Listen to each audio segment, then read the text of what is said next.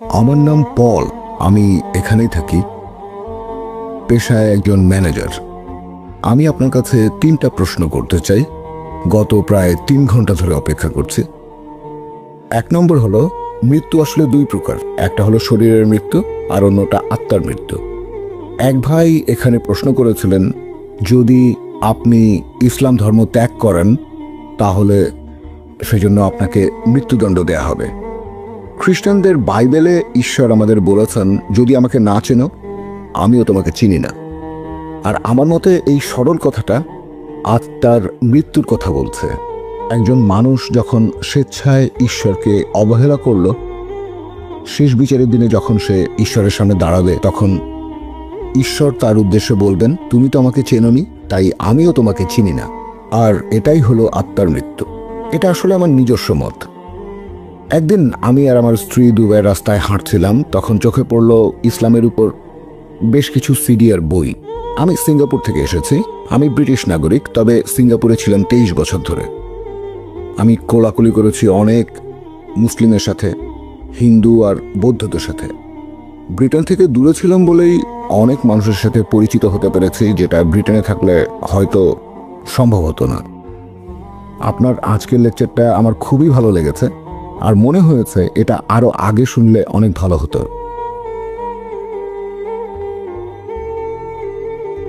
ইসলাম ধর্মের ভেতরে একটা ব্যাপার আমি বেশ ভালোভাবেই খেয়াল করেছি, যে মুসলিমরা শয়তান নিয়ে কথা বলে না, পাপ নিয়েও কোনো রকম কথা বলে না।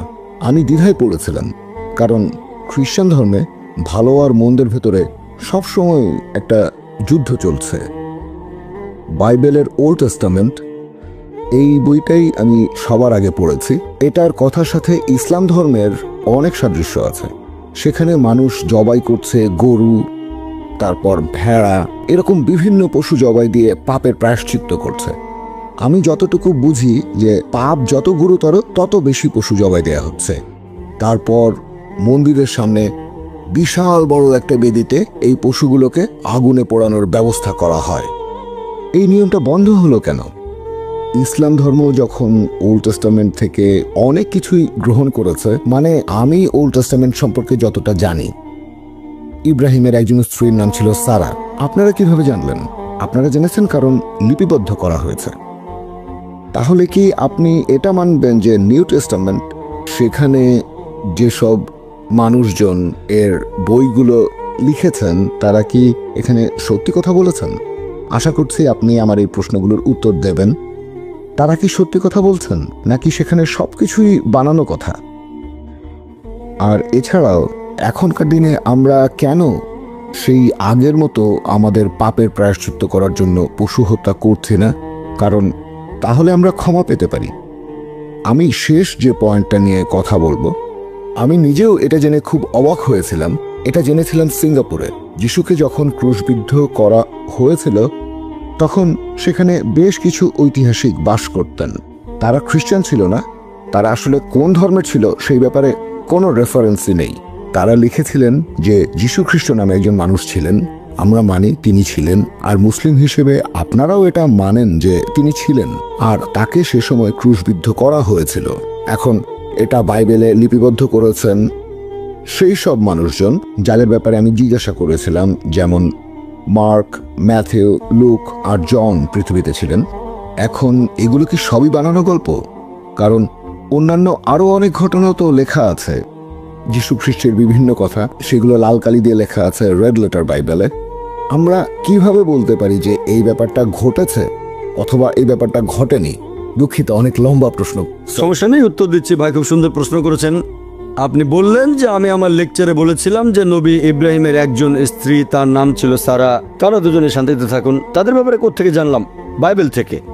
আপনি প্রশ্ন করলেন যে ইসলাম ধর্মের সাথে ওল্ড টেস্টামেন্টের অনেক সাদৃশ্য আছে। এখন নিউ টেস্টামেন্টের ব্যাপারে আমি বাছাই করছি কেন, লেখকদের বিশ্বাস করছি না কেন। ভাই, যে কোনো কিছু হোক, সেটা ওল্ড টেস্টামেন্টের অংশ বা নিউ টেস্টামেন্ট হোক, হিন্দু ধর্মগ্রন্থের অংশ বা অন্য যে কোনো ধর্মগ্রন্থ, আমি একজন মুসলিম হিসেবে যেটা মনে করি, এটা আমার মতামত, অন্যদের মতামতগুলো পরে বলছি। আমি একজন মুসলিম হিসেবে যেটা বলতে পারি, এই পবিত্র কোরআন হচ্ছে ফুরকান, যেটা দিয়ে সঠিক আর বেঠিকের পার্থক্য করা যায়। আমাদের প্রিয় নবী মুহাম্মদ সাল্লাল্লাহু আলাইহি ওয়াসাল্লাম বলেছেন, বল্লিগু আন্নি ওয়ালাউ আয়া, মাত্র একটা আয়াত জানলেও তা প্রচার করো। আর আহলে কিতাবীদের গ্রন্থ থেকে উদ্ধৃতি দিলেও কোনো সমস্যা নেই। এখন ইহুদি আর খ্রিস্টানদের ধর্মগ্রন্থ সম্পর্কে যদি কিছু বলতে হয়, এখানে 3টা নিয়ম মানতে হবে। নিয়ম নাম্বার 1, যদি সেটা কোরআনের সাথে মিলে যায় তাহলে আমরা কোনো আপত্তি ছাড়াই সেই অংশটাকে আল্লাহর বাণী বলে মেনে নেব, 1 নাম্বার। এরপর 2 নাম্বার, সেটা যদি কোরআনের বিরুদ্ধে যায় তাহলে বাতিল করে দেব। সেটা আল্লাহর বাণী হতে পারে না, সেটা যে লিখুক, পল, ম্যাথিউ, মার্ক, জন, যে লিখে থাকুক। 1 নম্বর নিয়ম, যদি সেটা কোরআনের সাথে মিলে যায়, কারণ এই কথাগুলো আল্লাহর বাণী বলে প্রমাণিত। যদি আমাদের মুসলিমদের কথা বলেন, বৈজ্ঞানিকভাবেও সঠিক। একজন লজিক্যাল মানুষ যদি বুঝতে পারে যে এটা আল্লাহ তাআলার বাণী, তারপর যদি তুলনা করে সেখানে প্রমাণিত জিনিসটার সাথে যদি কিছু মিলে যায়, এটাকে বলা যায় আমাদের স্কেল, দৈর্ঘ্য মাপার ফিতা। জানেন, যখন নিশ্চিত হলাম যে মাপটা সঠিক, তখন সেটাকে আমরা ব্যবহার করি আমাদের ফুরকান হিসেবে। তাহলে যে কথাগুলো আছে ওল্ড টেস্টামেন্ট, নিউ টেস্টামেন্টে, হিন্দু ধর্মগ্রন্থে, বৌদ্ধ ধর্মগ্রন্থে, যেটা কোরআনের সাথে মিলে যায় সেটাকে আল্লাহর বাণী বলে মেনে নিতে আমাদের কোনো আপত্তি নেই। যেটা পবিত্র কোরআনের বিরুদ্ধে যায়, সহিহ হাদিসের বিরুদ্ধে, সেটা বাতিল করে দেব, সত্যি হতে পারে না। এখন যে কথাটা কোরআনের সাথে মেলে না, আবার কোরআনের বিরুদ্ধেও যায় না, সেটা ঐচ্ছিক। সেটা হচ্ছে ঐচ্ছিক। ঐচ্ছিক মানে সঠিকও হতে পারে, ভুলও হতে পারে। তাহলে যে কথাগুলো আছে বাইবেলের ওল্ড টেস্টামেন্ট আর নিউ টেস্টামেন্টে, সেটা কোরআনের সাথে মিলে গেলে আজকে যে কথাগুলো বলেছি 100%, এই কথাগুলোকে আল্লাহর বাণী বলে মেনে নিতে আমাদের কোনো আপত্তি নেই। এমন অনেক কথা আছে যেগুলো কোরআনের বিরুদ্ধে যায়। আমি ইসলাম আর খ্রিস্টান ধর্মের পার্থক্য নিয়েও একটা লেকচার দিতে পারি। আবার কিছু কথা আছে যেগুলো ঐচ্ছিক, যেটা কোরআনের বিরুদ্ধে যায় না, কোরআনের সাথে মেলেও না। তাই এই কথাগুলো যেগুলো কোরআনের বিরুদ্ধে যায় না বা কোরআনের সাথে মেলেও না, সেগুলো আমাদের জন্য হচ্ছে ঐচ্ছিক। যে কথাগুলো কোরআনের বিরুদ্ধে যায় সেগুলোকে আল্লাহর বাণী বলে মানতে পারি না। তাহলে নিউ টেস্টামেন্ট যারা লিখেছেন, যেটা পবিত্র কোরআনের শিক্ষার বিরুদ্ধে যায়, সেটাকে বাতিল করে দেব। যেটা মিলে যায় বলবো হতে পারে আল্লাহর বাণী। যেটা কোরআনের সাথে মেলে না, আবার বিরুদ্ধেও যায় না, সেটাকে বলবো ঐচ্ছিক। এখন একজন অমুসলিমের ব্যাপারে যদি বলতে হয়, আমরা যুক্তি ব্যবহার করব। ধরেন কোরআন পাশে সরিয়ে রাখলাম। বর্তমানে বিজ্ঞান আর প্রযুক্তি অনেক উন্নত হয়েছে। এখনকার যুগটা বিজ্ঞান প্রযুক্তির যুগ। এখন আপনি যদি বিজ্ঞান আর প্রযুক্তি দিয়ে বাইবেলকে পরীক্ষা করেন, তাহলে দেখবেন বাইবেলে কয়েকশো ভুল। বিশ্বজগৎ সৃষ্টি নিয়ে ভুল বলা হয়েছে। বাইবেল বলছে, একথা আগেও বলেছি, সর্বশক্তিমান ঈশ্বর জেনেসিস অধ্যায় 1 অনুচ্ছেদ 16 থেকে 19, তিনি 2টো মহাজাতি বানালেন। বড়টা মানে সূর্য দিনের বেলায় শাসন করবে, ছোটটা মানে চাঁদ রাজত্ব করবে রাতে। কিন্তু চাঁদের তো নিজস্ব কোনো আলো নেই, এটা বৈজ্ঞানিক ভুল, এই কথা ঠিক না। এরকম আর অনেক ভুল আছে, অনেক। শুধুমাত্র জেনেসিসের 1 নম্বর অধ্যায়ে আপনি অনেকগুলো ভুল খুঁজে পাবেন। সেখানে অঙ্কের ভুলও আছে, অনেক বৈজ্ঞানিক ভুল আছে, অশ্লীলতা রয়েছে। কোরআন পাশে সরিয়ে রাখেন।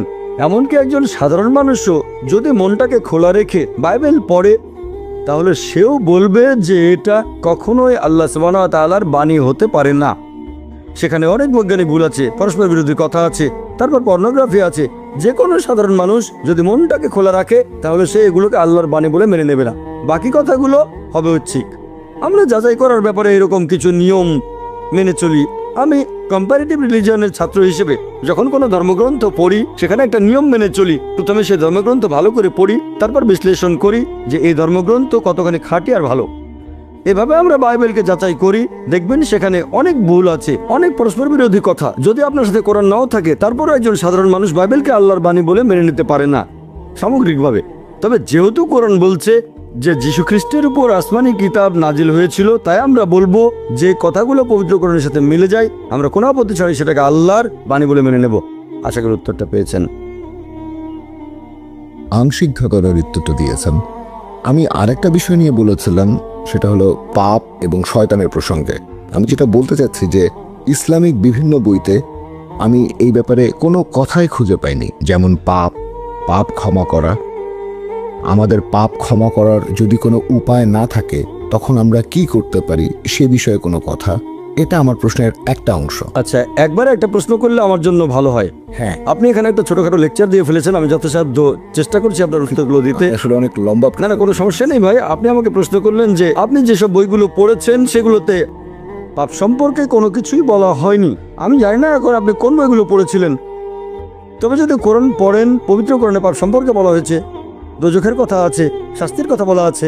আপনি যে বইগুলো পড়েছেন সেগুলো হয়তো কোনো বিষয়ের উপর যেমন আজকের লেকচারে আমি পাপ নিয়ে কোনো কথা বলিনি, কারণ আজকের বিষয় ইসলাম আর খ্রিস্টান ধর্মের সাদৃশ্য নিয়ে। তবে অন্যান্য লেকচারে পাপ সম্পর্কে বলেছি।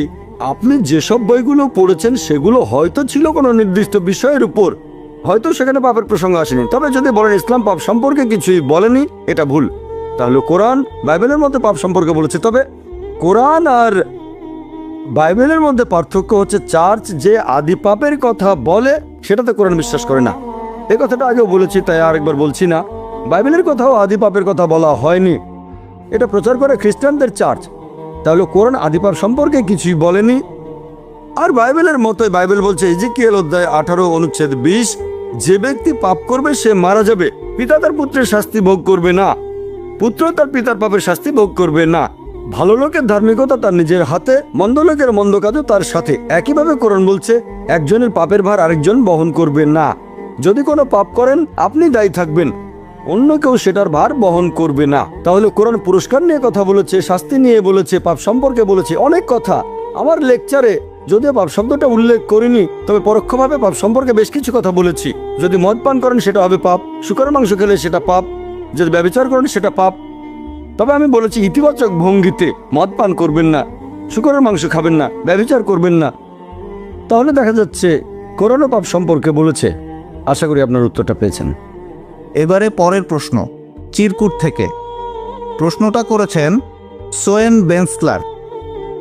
আপনি বাইবেল থেকে অনেকগুলো রেফারেন্স দিলেন। আমি বলবো জনের 10:30, পিতা ও আমি আমরা এক। ভাই, আপনি বাইবেল থেকে উদ্ধৃতি দিলেন গসপেল অফ জন অধ্যায় 10 অনুচ্ছেদ 30, পিতা ও আমি আমরা এক। এখানে পিতা ও আমি এভাবে বলা হয়নি, বলা হয়েছে আমিও পিতা আমরা এক। পিতা ও আমি বলা হয়নি। এখন এই উদ্ধৃতি আমি ও পিতা আমরা এক, কথাটা বুঝতে গেলে আপনাকে প্রসঙ্গটা জানতে হবে। কি জন্য এটা বলা হয়েছে যে আমি ও পিতা আমরা এক। প্রসঙ্গটা জানতে কয়েকটা অনুচ্ছেদ আগে যাব আমরা। বাইবেলের গসপেল অফ জন অধ্যায় 10 অনুচ্ছেদ 23, এখানে প্রসঙ্গটা বলা হয়েছে যে ইহুদিরা মন্দির চত্বরে সুলাইমানের বারান্দায় এসে জড়ো হলো। অনুচ্ছেদ 23। অনুচ্ছেদ 24 বলছে যে ইহুদিরা তখন যীশুখ্রিস্টের সামনে আসলো, তাকে জিজ্ঞেস করলো, আপনি আর কতদিন আমাদের অনিশ্চয়তার ভেতরে রাখবেন? যদি আপনি মসীহ হন তাহলে স্পষ্ট করে বলেন। অনুচ্ছেদ 25 বলছে আমি তোমাদের বলেছি কিন্তু তোমরা সেটা বিশ্বাস করোনি। পিতার নামে যে অলৌকিক কাজ করি সেগুলো তো আমার বিষয়ে সাক্ষ্য দিচ্ছে। অনুচ্ছেদ 26 বলছে তোমরা আমাকে বিশ্বাস করোনি কারণ তোমরা আমার মেষের পাল নও। অনুচ্ছেদ 27 বলছে আমার মেষেরা আমার কথা শোনে, আমাকে অনুসরণ করে। অনুচ্ছেদ 28 বলছে আমি তাদের অনন্ত জীবন দেই, আমার হাত থেকে তাদের কেউ কেড়ে নিতে পারবে না। অনুচ্ছেদ 29 বলছে আমার পিতা তাদেরকে আমায় দিয়েছেন, তিনি সবার চেয়ে মহান, কেউ পিতার হাত থেকে কিছুই কেড়ে নিতে পারবে না। আমিও পিতা আমরা এক। তাহলে প্রসঙ্গ অনুযায়ী এর মানে উদ্দেশ্য এক। অনুচ্ছেদ 28 বলছে আমার হাত থেকে কেউ তাদের কেড়ে নিতে পারবে না। অনুচ্ছেদ 29 বলছে আমার পিতা সবার চেয়ে মহান, কেউ পিতার হাত থেকে কোনো কিছু কেড়ে নিতে পারবে না। অনুচ্ছেদ 30 আমিও পিতা আমরা এক। তাহলে এর মানে তাদের উদ্দেশ্য এক। যদি বলি যে আমার বাবা একজন মেডিকেল ডাক্তার, তিনি আসলে একজন ডাক্তার, আমিও মেডিকেল ডাক্তার, আমি আর আমার বাবা এক, এটার মানে আমরা পেশার ক্ষেত্রে এক। এমন না যে দুজনে একটা ব্যক্তি। কিন্তু খ্রিস্টানরা বলবে না না না, আসলে একই ব্যক্তি, আমিও পিতা আমরা এক। এভাবে বলবেন যে যীশু খ্রিস্ট একজন ঈশ্বর। ধরেন আমি তর্কের খাতিরে সেটা মেনে নিলাম। এরপর যদি পড়েন গসপেল অফ জন অধ্যায় 17 অনুচ্ছেদ 21, যীশু খ্রিস্ট তার শিষ্যদের বলছেন আমার পিতা আমার মাঝে, আমি তোমাদের মাঝে। তার শিষ্যদের বলছেন, সেখানে 12 জন শিষ্য, আমার পিতা আমার মাঝে, আমি তোমাদের মাঝে এবং আমরা এক। একই রকম কথা বলা হয়েছে। তাহলে কি বলবেন এখন 14 জন ঈশ্বর? পিতা আছেন যিশুর মাঝে, যীশু খ্রিস্ট রয়েছেন তার শিষ্যদের মাঝে, তাহলে 14 জন ঈশ্বর। আপনাদের নতুন শব্দ লাগবে, ট্রিনিটি বাদ দিয়ে 14 জন ঈশ্বরের একটা নাম দিতে হবে। এখানেও যীশু খ্রিস্ট আগের মতো করেই বলেছেন, আর এক মানে উদ্দেশ্যটা এক। এরপর আরো আছে গসপেল অফ জন অধ্যায় 17 অনুচ্ছেদ 23, যে যীশু খ্রিস্ট তার শিষ্যদের উদ্দেশ্য করে বলছেন আমি তোমাদের মাঝে, তোমরা আমার মাঝে, আমরা সবাই এক। তার মানে তাদের উদ্দেশ্য এক। এরপরে যদি আরো কিছু পড়েন গসপেল অফ জন অধ্যায় 10 অনুচ্ছেদ 31, যে ইহুদিরা পাথর তুলে নিয়ে যীশু খ্রিস্টকে সেটা মারতে গেল। অনুচ্ছেদ 32, যিশু তখন তাদের উদ্দেশ্যে বললেন আমি তো অনেক ভালো কাজ করেছি, তার মধ্যে কোন ভালো কাজের জন্য আমাকে মারতে চাইছো? অনুচ্ছেদ 33, সবকিছু বলছে আমার মেমোরি থেকে। খ্রিস্টান ভাই বোনদের কাছে বাইবেল থাকলে চেক করতে পারেন, আমি সবগুলো রেফারেন্স দিয়েছি। গসপেল অফ জন অধ্যায় 10 অনুচ্ছেদ 33 বলছে যে আমরা আপনার ভালো কাজের জন্য পাথর মারবো না, আপনি মানুষ হয়ে নিজেকে ঈশ্বর বলে ধর্মের অবমাননা করেছেন। অনুচ্ছেদ 34 বলছে, আসসালামু আলাইকুম। আমার প্রশ্নটা আগের এক মহিলার প্রশ্নের কথার প্রসঙ্গ ধরে, যিনি বলেছিলেন যে ধর্মের মধ্যে ভালো জিনিসগুলো দৃষ্টান্ত হিসেবে তুলে ধরতে হবে। এখন আমি বিশ্বাস করি যে ইসলাম হচ্ছে বড় একটা চেইনের ছোট একটা অংশ। এখানে প্রথমে আমাদেরকে দেখতে হবে ইহুদি ধর্ম, খ্রিস্টান ধর্ম, তারপর ইসলাম। একজন সত্যিকারের মুসলিম হতে গেলে আপনাকে প্রথমে বিশ্বাস করতে হবে ইহুদি আর খ্রিস্টান ধর্ম। আমার প্রশ্নটা হলো, ইসলাম ধর্ম যীশু খ্রিস্টের ক্রুশবিদ্ধ হওয়া সম্পর্কে কি বলেছে? আমি যীশু খ্রিস্টের ক্রুশবিদ্ধ হওয়ার উপরে ইসলামিক গল্পটা বিস্তারিত জানতে চাচ্ছিলাম।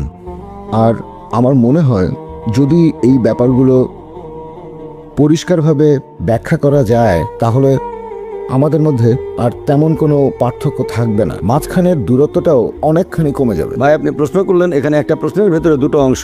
আপনার মতে একজন মুসলিম তখনই মুসলিম হতে পারে যদি আগে ইহুদি আর খ্রিস্টান ধর্ম বুঝে তারপর ইসলাম বুঝতে চায়। আমি এটা মানতে পারছি না। আল্লাহ পবিত্র কোরআনে বলেছেন সূরা আলে ইমরান অধ্যায় নম্বর 3 আয়াত নম্বর 19, ইন্নাদ-দীনা ইনদাল্লাহিল ইসলাম। আল্লাহ সুবহানাহু ওয়া তাআলার কাছে একমাত্র গ্রহণযোগ্য দিন হচ্ছে ইসলাম। মুসা নবী যে ধর্ম প্রচার করেছেন সেটা আসলে ছিল ইসলাম, তিনি ইহুদি ধর্ম প্রচার করেননি। যীশু খ্রিস্ট যে ধর্মটা প্রচার করেছেন সেটাও ছিল আসলে ইসলাম, তিনি খ্রিস্টান ধর্ম প্রচার করেননি। খ্রিস্টান ধর্ম শব্দটা বাইবেলের কোথাও নেই, এটা কি জানেন? খ্রিস্টান ধর্ম যে শব্দটা বাইবেলে কোথাও খুঁজে পাবেন না। খ্রিস্টান শব্দটা প্রথম ব্যবহার করা হয়েছে বুক অফ অ্যাক্টসে। বুক অফ অ্যাক্টস বলছে যে অ্যান্টিওকের লোকজন তারা যীশু খ্রিস্টের অনুসারীদেরকে ডাকতো খ্রিস্টান বলে, এই নামটা দেওয়া হয়েছে আর সেটা দিয়েছে অ্যান্টিওকের লোকজন। যীশু খ্রিস্ট তার জীবদ্দশায় কোনোদিন খ্রিস্টান শব্দটা শোনেননি, এটা কি জানেন? তাহলে তিনি খ্রিস্টান ধর্ম প্রচার করবেন কিভাবে? আপনি যেটা বললেন যে একজন মুসলিম প্রথমে জানবে ইহুদি আর খ্রিস্টান ধর্ম তারপর ইসলাম সম্পর্কে, এটা পুরোপুরি ভুল। ইন্নাদ-দীনা ইনদাল্লাহিল ইসলাম। আল্লাহর কাছে একমাত্র গ্রহণযোগ্য দিন হচ্ছে ইসলাম। আল্লাহর সব নবী রাসূলগণ প্রচার করেছেন ইসলাম। আপনি এখনকার দিনে যে বাইবেল আর অন্যান্য ধর্মগ্রন্থ দেখছেন এগুলো আসলে মূল আসমানি কিতাবের বিকৃত রূপ। এবার আপনার প্রশ্নটা যে ইসলাম যিশুর ক্রুশবিদ্ধ হওয়া সম্পর্কে কি বলে, এ ব্যাপারে ইসলামের দৃষ্টিভঙ্গিটা কেমন? কোরআন বলছে সূরা নিসা অধ্যায় নম্বর 4 আয়াত নম্বর 157 যে তারা বড়াই করে বলে আমরা মরিয়মের পুত্র যিশুকে হত্যা করেছি। ইহুদিরা তারা বড়াই করে বলে আমরা মরিয়মের পুত্র যিশুকে হত্যা করেছি। ওয়া মা কাতালুহু ওয়া মা সালাবুহু। তারা তাকে হত্যা করেনি, তাকে ক্রুশবিদ্ধও করেনি, ওয়ালাকিন শুব্বিহা লাহুম। কিন্তু তাদের এরকম বিভ্রম হয়েছিল। যারা তার সম্পর্কে মতভেদ করেছিল তারা সংশয়যুক্ত ছিল, ইল্লাতিবাযান। অনুমান ছাড়া তাদের কোনো জ্ঞানই ছিল না। ওয়া মা কাতালুহু ইয়াকিনা। আর এটা ছিল নিশ্চিত যে তারা তাকে হত্যা করেনি। তাহলে পবিত্র কোরআন অনুযায়ী ইহুদিরা বড়াই করে বলেছিল তারা যিশু আলাইহিস সালামকে হত্যা করেছে, তবে তারা তাকে হত্যা করেনি, তাকে ক্রুশবিদ্ধও করেনি। কিন্তু তাদের এরকম বিভ্রম হয়েছিল, যারা মতভেদ করেছিল তারা সংশয়যুক্ত ছিল, অনুমান ছাড়া তাদের কোনো জ্ঞান ছিল না। এটা নিশ্চিত তারা তাকে হত্যা করেনি। তাহলে পবিত্র কোরআনের ভিত্তিতে আমরা বিশ্বাস করি যীশু খ্রিস্ট ক্রুশবিদ্ধ হয়ে মারা যাননি। মানুষের এরকম বিভ্রম হয়েছিল। আমি একটা বিতর্ক করেছিলাম যে যীশু খ্রিস্ট কি সত্যি ক্রুশবিদ্ধ হয়েছিলেন? ক্রুসিফিক্সন মানে কোনো ব্যক্তি ক্রুশবিদ্ধ হয়ে মারা যাওয়া। সেই বিতর্কে আমি প্রমাণ করেছিলাম যে যীশু খ্রিস্ট আসলে ক্রুশবিদ্ধ হয়ে মারা যাননি। এটার কোনো ইংরেজি শব্দ নেই যে একজনকে ক্রুশবিদ্ধ করা হয়েছে কিন্তু সে মারা যায়নি। তাই আমরা নতুন একটা শব্দ চালু করেছি, ক্রুসিফিকশন। FICTION, ফিকশন, ফিকশন না, FIXION না। আমরা বিশ্বাস করি এটা হলো ক্রুসিফিকশন, CRUCIFICTION, তবে ক্রুসিফিকশন না, FIXION। আমি সেই বিতর্কে প্রমাণ করেছিলাম যে তিনি ক্রুশবিদ্ধ হয়ে মারা যাননি। এখানে একটু সংক্ষেপে বলি যাতে খ্রিস্টান ভাই বোনেরা বুঝতে পারেন। অল্প কথা এখানে প্রমাণ করে দেখাচ্ছি যীশু খ্রিস্ট ক্রুশবিদ্ধ হয়ে মারা যাননি, তিনি ক্রুশবিদ্ধ হয়ে মারা যাননি। একবার যীশু খ্রিস্টকে জিজ্ঞেস করা হলো, লোকজন বলল হে প্রভু আমাদের কিছু নিদর্শন দেখান। এটা পাবেন বাইবেলে গসপেল অফ ম্যাথিউ অধ্যায় নম্বর 12 অনুচ্ছেদ 38। যিশু বললেন তোমরা পাপী আর ব্যভিচারী জাতি আমার কাছে নিদর্শন দেখতে চাচ্ছ? কোনো নিদর্শনই দেখানো হবে না শুধুমাত্র ইউনুসের নিদর্শন বাদে। যেভাবে ইউনুস ছিলেন 3 দিন এবং 3 রাত একটা তিমি মাছের পেটে, সেই একইভাবে মানবপুত্র থাকবেন 3 দিন এবং 3 রাত পৃথিবীর বুকের ভেতরে। এখন যারা খ্রিস্টান ধর্মের অনুসারী তারা ইউনুসের নিদর্শনটা জানেন। ওল্ড টেস্টামেন্টের বুক অফ জোনা, এটা মাত্র 1 পাতার বই, 2 পৃষ্ঠা। যদি কোনো খ্রিস্টানকে ইউনুসের নিদর্শন সম্পর্কে জিজ্ঞেস করেন তিনি আমাদের বলবেন নবী ইউনুসকে আল্লাহ তাআলা বলেছিলেন যে তুমি নিনেভ শহরে যাও, কিন্তু তিনি আল্লাহর আদেশ অমান্য করে চলে গেলেন জপায়। তারপর যখন তিনি জাহাজে ভ্রমণ করছেন তখন হঠাৎ ঝড় উঠল। আর তখন মানুষজন এরকম চিন্তা করত যে হঠাৎ ঝড় উঠেছে, তার মানে নিশ্চয়ই কেউ আল্লাহ তাআলার আদেশ অমান্য করেছে। সবাই ভয় পেয়ে গেল। তখন ইউনুস আলাইহিস সালাম এগিয়ে এসে বললেন, আমি আল্লাহর আদেশ অমান্য করেছি। তখনকার দিনে মানুষ এরকম বিশ্বাস করত যে দোষী ব্যক্তিকে যদি সমুদ্রে ফেলে দেওয়া হয় সমুদ্র শান্ত হয়ে যাবে। তাই জাহাজের লোকজন তখন ইউনুসকে সমুদ্রে ফেলে দিল। যখন তারা ইউনুসকে সমুদ্রে ফেলেছিল তখন তিনি জীবিত না মৃত? জীবিত না মৃত? জীবিত। জীবিত ছিলেন। তারপর যখন তিনি সমুদ্রের পানিতে, সাধারণত ঝড়ের মধ্যে এরকম উত্তাল সমুদ্রে একজন মানুষ পড়লেই মারা যাবে, কিন্তু ইউনুস মারা গেলেন না, তিনি শান্তিতে থাকুন, বেঁচে থাকলেন। তখন একটা মাছ এসে তাকে গিলে ফেললো। যখন মাছটা তাকে গিলে ফেললো তখন তিনি জীবিত না মৃত? জীবিত। তখনও জীবিত। তিনি মারা গেলে নিদর্শন হতো না, বেঁচে আছেন এটা হচ্ছে নিদর্শন। 3 দিন আর 3 রাত ধরে সেই মাছটা সাগরে ঘুরে বেড়ালো। ভেতরের মানুষটা দম বন্ধ হয়ে মারা যাওয়ার কথা, কিন্তু মারা গেল না, এটাই নিদর্শন। মাছটা বমি করে তাকে বের করে দিল সমুদ্রের তীরে। মারা যেতে পারতেন কিন্তু মারা গেলেন না। এটা আসলে খুবই আশ্চর্য একটা নিদর্শন। সমুদ্রে ফেলে দেওয়া হলো, তিনি মারা গেলেন না। একটা মাছ এসে তাকে গিলে ফেললো, মারা গেলেন না। 3 দিন 3 রাত সে মাছের পেটের ভেতরে থাকলেন কিন্তু মারা গেলেন না। মাছটা বমি করে তাকে বের করে দিল, তিনি মারা গেলেন না। খুবই আশ্চর্যজনক একটা নিদর্শন। যীশু খ্রিস্ট তার নিজের মুখে বলেছিলেন যে যেভাবে ইউনুস 3 দিন এবং 3 রাত ছিল তিনি মাছের পেটে, সেই একইভাবে মানবপুত্র 3 দিন এবং 3 রাত থাকবেন পৃথিবীর বুকের ভেতরে। একজন খ্রিস্টানকে জিজ্ঞেস করেন, যীশু খ্রিস্ট যে সময় সমাধিকক্ষে ছিলেন, ধরে নিলাম 3 দিন 3 রাত ধরে, তখন তিনি জীবিত না মৃত? তিনি তখন জীবিত না মৃত? খ্রিস্টানরা উত্তরে বলবে তিনি ছিলেন মৃত। তাহলে তো এটা পরস্পর বিরোধী। যিশু যদি ইউনুসের নিদর্শন নিয়ে ভবিষ্যৎবাণীটা পূরণ করতে চান তাকে থাকতে হবে জীবিত। এখানে এই একটা প্রমাণ দিয়েই, যদিও আরো অনেকভাবে প্রমাণটা করতে পারি যে যীশু খ্রিস্ট বা ঈসা আলাইহিস সালাম ক্রুশবিদ্ধ হয়ে মারা যাননি, তিনি ছিলেন জীবিত।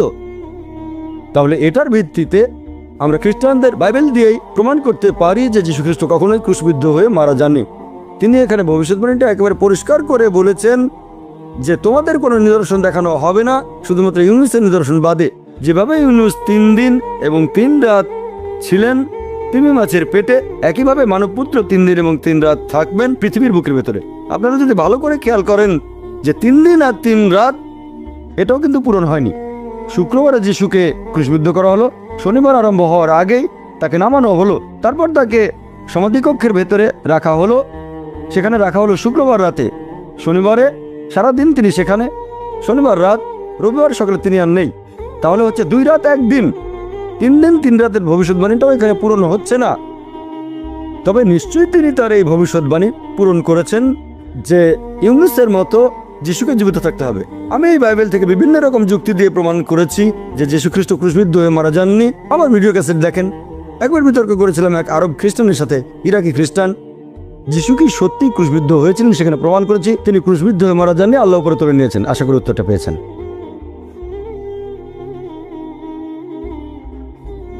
এবারে পরের প্রশ্ন করছেন একজন অমুসলিম ভাই সামনের মাইক থেকে।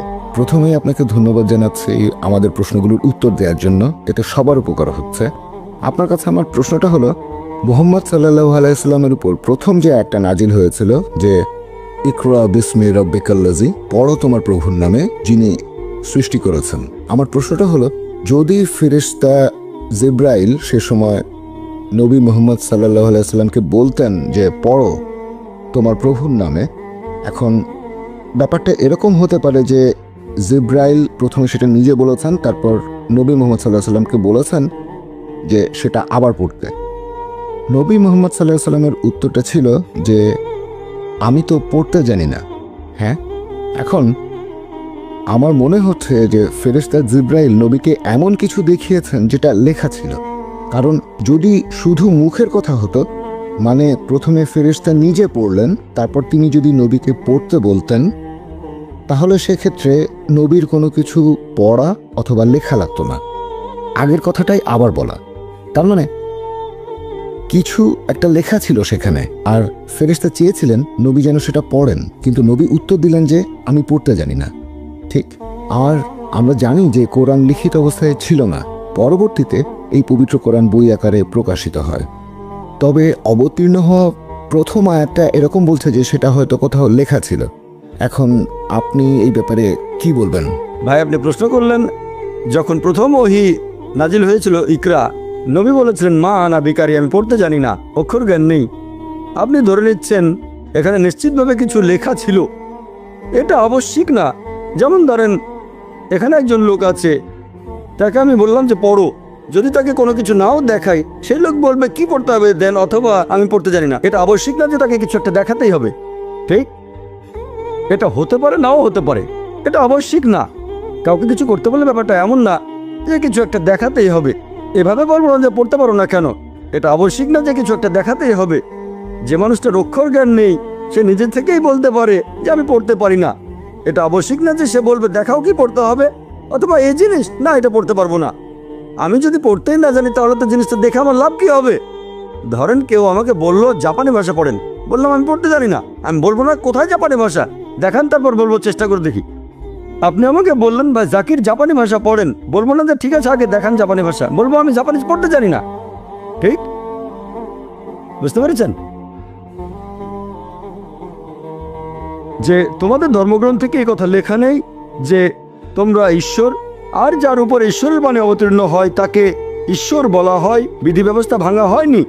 তাহলে যদি প্রসঙ্গ সহ পড়েন যে আমিও পিতা আমরা এক, উদ্দেশ্যটা এক, ব্যাপারটা এরকম না যে তারা দুজনে একই ব্যক্তি।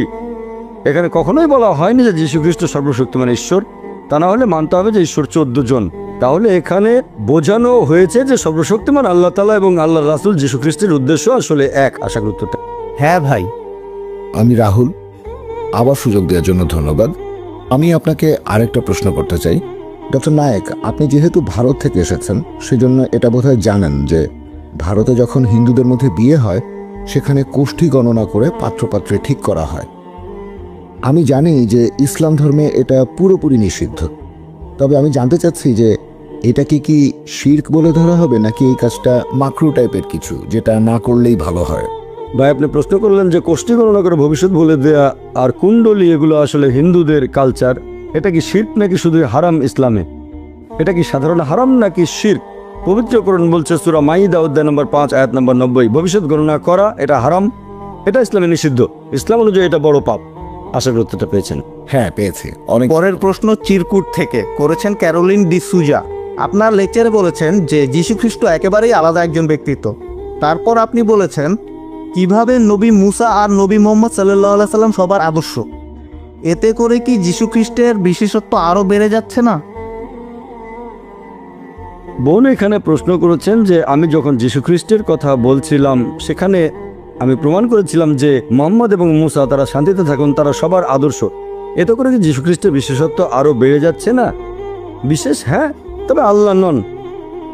বিশেষত্ব আছে, তিনি একজন বিশেষ রাসূল। প্রত্যেক নবী রাসূলগণের কিছু বিশেষত্ব ছিল। বিশেষত্ব যেমন নবী মুসা আলাইহিস সালাম, ওনাকে বলা হয় কালিমুল্লাহ, আল্লাহ তাআলা তার সাথে কথা বলেছেন, এদিক থেকে তার বিশেষত্ব আছে। একইভাবে যীশুখ্রিস্ট ছিলেন আল্লাহ তাআলার বিশেষ রাসূল, কারণ তিনি জন্মেছিলেন অলৌকিকভাবে কোনো পুরুষের হস্তক্ষেপ ছাড়াই। যেহেতু যীশুখ্রিস্ট অলৌকিকভাবে জন্মেছিলেন কোনো পুরুষের হস্তক্ষেপ ছাড়াই, এটা তার বিশেষত্ব। তবে এটা তিনি আল্লাহ হয়ে যাননি। দেখবেন যে মানুষজন বলে, সাধারণত খ্রিস্টানরা এরকম বলে, যীশুখ্রিস্ট আলাইহিস সালামের মা ছিল কিন্তু বাবা ছিল না, তাহলে তার বাবা কে? আল্লাহ তাআলা। এখন যিশুর কোনো মানুষ বাবা ছিল না বলে তিনি যদি আল্লাহ হন, উত্তরটা দেয়া আছে সূরা আলে ইমরানে অধ্যায় নম্বর 3 আয়াত 59। বলা হয়েছে যে إن مثل عيسى عند الله كمثل آدم خلق من تراب ثم قال له كن فيكون। নিশ্চয়ই আল্লাহর নিকট ঈসার দৃষ্টান্ত আদমের দৃষ্টান্তের মতো, তাকে ধুলাবালি থেকে সৃষ্টি করে তিনি বলেছিলেন হওয়ার হয়ে গেল। যদি বলেন যিশু হলেন সর্বশক্তিমান আল্লাহ তাআলা, যেহেতু তার বাবা ছিল না, এখন আদম আলাইহিস সালামের কোরআন এবং বাইবেলের কথা অনুযায়ী কোনো মা ছিল না, বাবাও ছিল না, তাহলে কি বলবেন আদম আরো বড় আল্লাহ? এটা আসলে আল্লাহ তাআলার একটা নিদর্শন। তার মানে এই না যে যিশু মানে ঈসা আলাইহিস সালাম আল্লাহ, অথবা এটাও না যে আদম আলাইহিস সালাম আল্লাহ। আশা করি উত্তরটা পেয়েছেন। হ্যাঁ ভাই। আসসালামু আলাইকুম স্যার, আমার নাম প্রবীণ কুমার, পেশায় আমি একজন কম্পিউটার প্রোগ্রামার। প্রথমে আমি আপনাকে আজকের এই সুন্দর লেকচারের জন্য আন্তরিক ধন্যবাদ জানাচ্ছি। আসসালামু আলাইকুম, আমার নাম আয়শা, ফিলিপাইন্স থেকে এসেছি। আমার একটা প্রশ্ন আছে। আমি 1 বছর আগে মুসলিম হয়েছি। আমি আসলে আলহামদুলিল্লাহ আমি আসলে কয়েকটা বিষয় নিয়ে বলতে চাই। 1 নম্বর, আমি দেখেছি যে বেশিরভাগ মুসলিম তারা অন্য ধর্মের দুর্বলতা বা সীমাবদ্ধতাগুলো নিয়ে কথা বলে থাকে। আমরা কেন ভালো জিনিসগুলোকে দৃষ্টান্ত হিসেবে তুলে ধরছি না তাদের সামনে? আজকে আপনার লেকচারে যেমন শুনলাম, আমরা খ্রিস্টানদের চাইতে উন্নত। বর্তমানে আমি ইসলামিক সেন্টারে পড়াশোনা করছি। সেখানে আমাদেরকে এভাবে শেখানো হয়েছে যে একজন মানুষ কখনোই অন্য আরেকজন মানুষকে বিচার করতে পারে না। একমাত্র আল্লাহ সুবহানাহু ওয়া তাআলাই বলতে পারেন যে অমুক লোকটার অন্তর ভালো, সে ভালো লোক।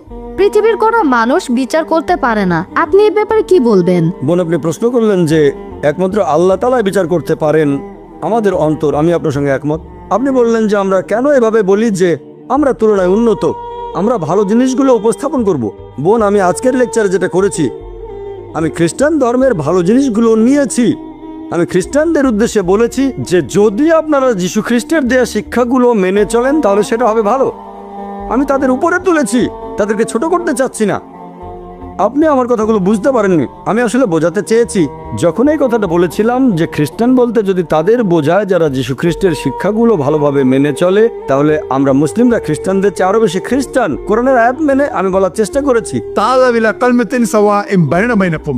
এসো সেই কথায় যা তোমাদের ও আমাদের মধ্যে এক। আমি কখনোই বলিনি যে আমরা তাদের চেয়ে উন্নত, বলেছি বাইবেলকে তাদের চেয়ে বেশি মানি, এটাই বলেছি। তারপর বলেছি আপনারাও কেন বাইবেলের কথাগুলো মেনে চলেন না, অন্তত সেগুলো মানেন যেটা কমন। আমি বাইবেল থেকে ভালো জিনিসগুলো নিয়েছি। যদি আপনাদের বাইবেল বলে যে শালীনতা বজায় রাখো, মহিলারা মাথায় কাপড় দেবে, মহিলারা পর্দার আড়ালে থাকবে, মহিলারা শালীন হবে, আমি বলছি আপনারা শালীন থাকছেন না কেন? কখন প্রমাণ করার চেষ্টা করলাম যে আমরা হচ্ছি উন্নত তাদের চেয়ে? আমি বলতে চেয়েছি আসুন আমরা অন্তত সেগুলো মেনে চলার চেষ্টা করি যেগুলো কমন। এটা আমার বানানো কৌশল না, আমাদের সৃষ্টিকর্তা আল্লাহ তাআলা এটা বলেছেন, এটা আমার বানানো না। আল্লাহ এভাবে কথা বলতে বলেছেন। যদি আপনি বলেন এটা ভুল, তার মানে বলছেন আল্লাহর কথা ভুল। আল্লাহ পবিত্র কোরআনে বলেছেন সূরা আলে ইমরান অধ্যায় 3 আয়াত নম্বর 64, تعالوا إلى كلمة سواء بيننا وبينكم. এসো সেই কথায় যা তোমাদের ও আমাদের মধ্যে এক। প্রথম সাদৃশ্য কি? أن لا نعبد إلا الله. আমরা আল্লাহ ছাড়া কারো ইবাদত করি না। আমরা অমুসলিমদের কাছে আল্লাহর এই বাণী প্রচার করব। আমরা সাদৃশ্যগুলো দেখব, সবচেয়ে সেরা সাদৃশ্য এক আল্লাহর ইবাদত করব। আশা করি উত্তরটা পেয়েছেন। হ্যাঁ ভাই। গুড ইভিনিং ডক্টর, আমার নাম রাহুল, ফিলিপাইন্স থেকে এসেছি।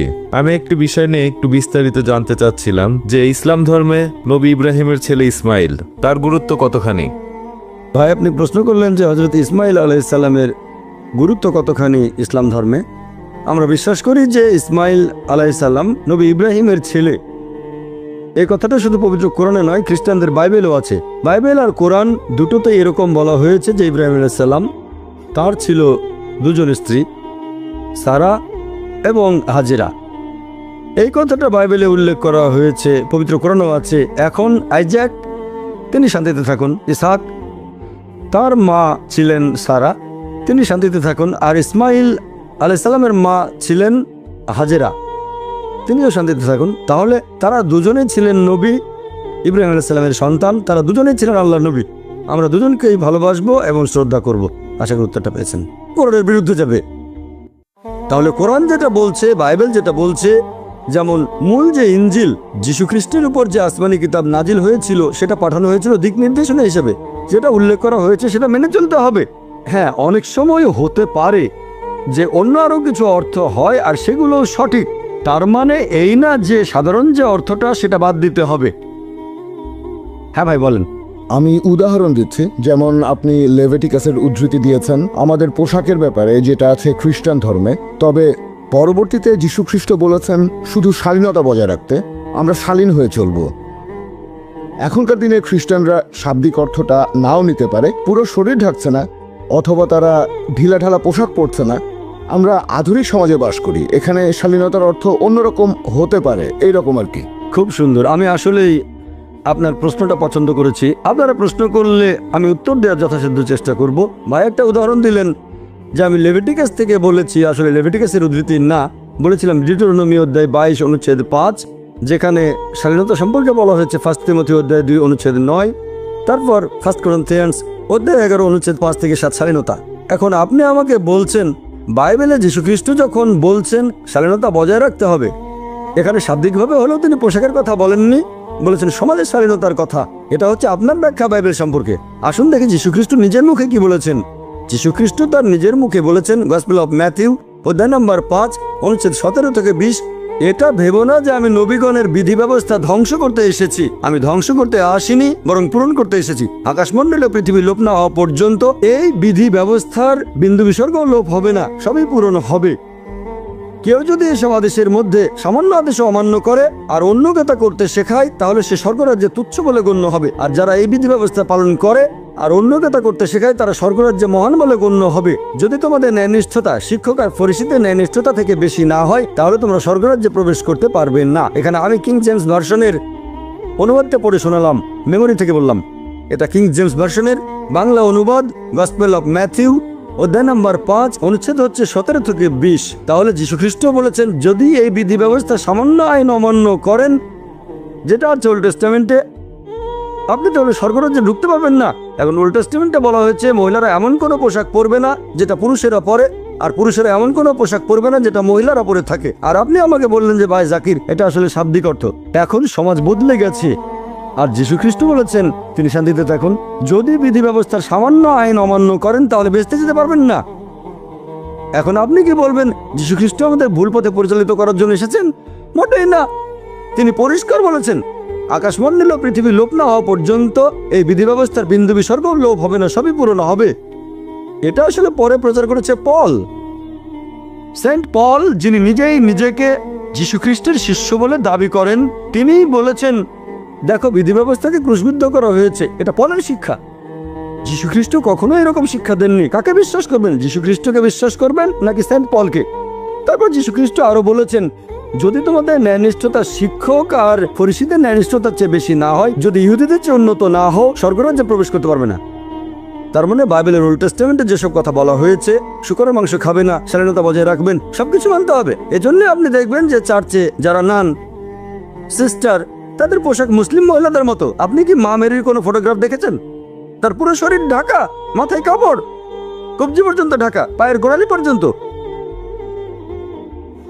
আমি জানি না ভবিষ্যতে কি হবে, আল্লাহ জানেন। মা আমেরিকা হয়তো স্কার্ট পড়তে হতে পারে, আপনাদের ভাষায় এটাই উন্নতি। তবে আসলে তার পুরো শরীর ঢাকা। নানদের ব্যাপারটা একই রকম, নানদের পুরো শরীর ঢাকা। কেন? আর ইসলাম ধর্মে মুসলিম মহিলারা নানদের মতোই। প্রত্যেক মুসলিম মহিলা ধার্মিকতার কথা যদি বলেন, সে হবে ধার্মিক আর শালীন। এখানে আমি বলবো, খ্রিস্টান বলতে যদি তাদের বোঝানো হয় যারা যীশু খ্রিস্টের শিক্ষাগুলো মেনে চলে, তাহলে আমরা মুসলিমরা খ্রিস্টানদের চেয়ে আরো বেশি খ্রিস্টান। হ্যাঁ ভাই, আমি বলতে চাচ্ছি যে বর্তমানের এই আধুনিক সমাজ ব্যবস্থায় আমরা আধুনিকভাবে সব কিছুর ব্যাখ্যা করব। আমরা সব ক্ষেত্রে শাব্দিক অর্থটা হয়তো ধরবো না। আপনি যেভাবে ধর্মগ্রন্থের উদ্ধৃতি দিলেন সেভাবে ধরবো না। আমরা বোঝার চেষ্টা করব যে যীশুখ্রিস্ট তিনি এই কথাগুলো দিয়ে আসলে কি বোঝাতে চেয়েছিলেন। আমরা ওল্ড টেস্টামেন্টের কথাগুলো মেনে চলবো, তবে হয়তো শাব্দিক অর্থ না, বোঝার চেষ্টা করব তিনি কি বুঝিয়েছেন এই পোশাকের কথা বলে।